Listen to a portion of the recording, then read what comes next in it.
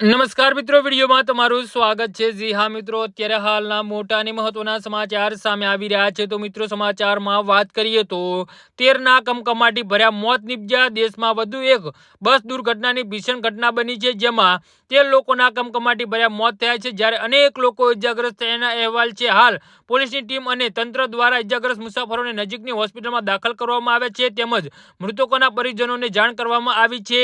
ભારતીય સરહદને અડીને આવેલા નેપાળના બેતાળીમાં જાનૈયાઓને લઈ જઈ રહેલી એક બસનો ભયંકર અકસ્માત થયો છે, જેમાં ઓછામાં ઓછા 13 લોકોએ જીવ ગુમાવ્યા હોવાનું જણાવાઈ રહ્યું છે। તો આ દુર્ઘટનામાં અનેક જાનૈયાઓ ઇજાગ્રસ્ત થયા છે, જેમાંથી કેટલાકની હાલત ગંભીર હોવાનું જણાવાઈ રહ્યું છે।